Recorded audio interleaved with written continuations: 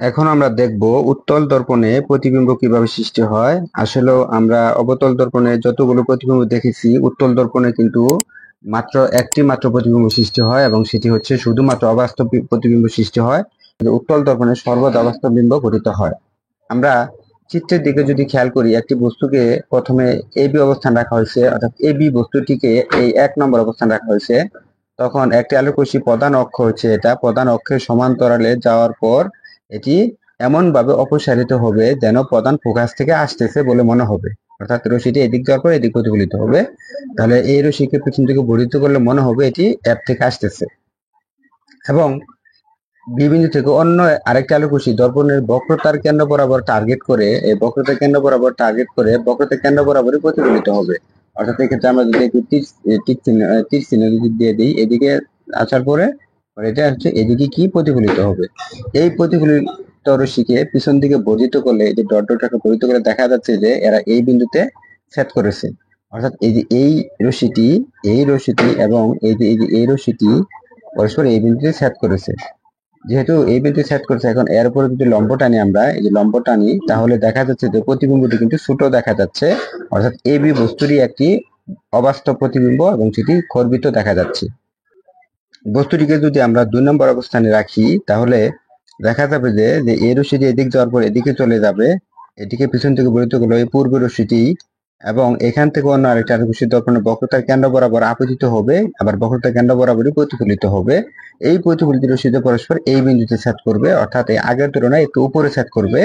তখন এখান থেকে লম্ব টানলে এটা হচ্ছে 2 নম্বর অবস্থান। দেখা যাচ্ছে যে বস্তুটির আকারে, প্রতিবিম্বটির আকার একটু বড় হয়েছে।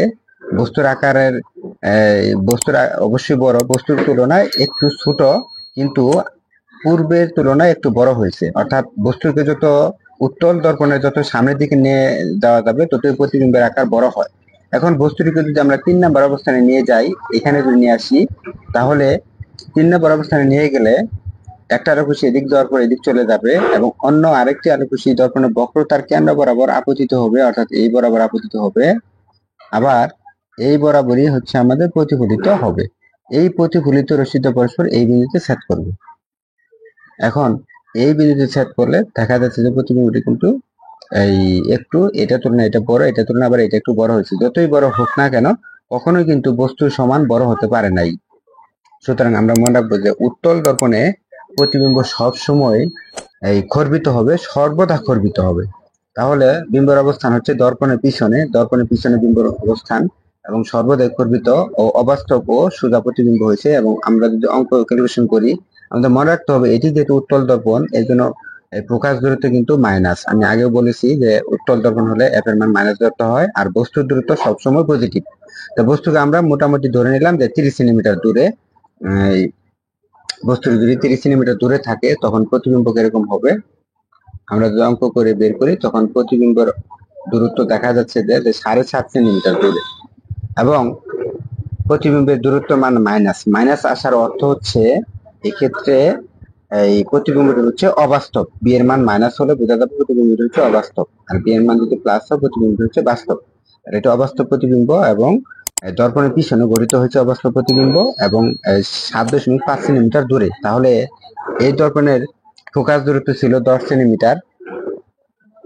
এই দর্পণের ফোকাস দূরত্ব ছিল 10 সেন্টিমিটার।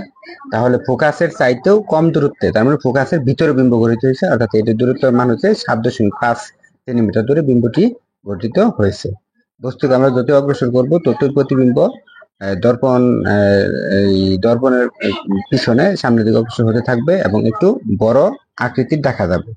এক্ষেত্রে আমরা আকারটা যদি দেখি, বি এর মান বসালাম -7.5, ইউ এর মান বসালাম 30, ক্যালকুলেশন করলে আসবে 1/4, অর্থাৎ বিবর্তনের মান 1 এর তুলনায় কম, 4/1 এই জন্য আমরা বলতে পারি m<1। সুতরাং বিম্ব হচ্ছে খর্বিত। সুতরাং দেখা যাচ্ছে যে উত্তল দর্পণে সর্বদা অবাস্তব বিম্ব গঠিত হয়। পরীক্ষায় যদি প্রশ্ন আসে যে উত্তল দর্পণে অবাস্তব বিম্ব গঠিত হয়, এটি রশ্মি চিত্র অঙ্কন করে দেখাও, তাহলে আমাদের এই চিত্রটি অঙ্কন করে দেখাতে হবে। ভিডিওটি যদি ভালো লেগে থাকে তাহলে অবশ্যই চ্যানেলটি সাবস্ক্রাইব করে পাশে থাকবেন।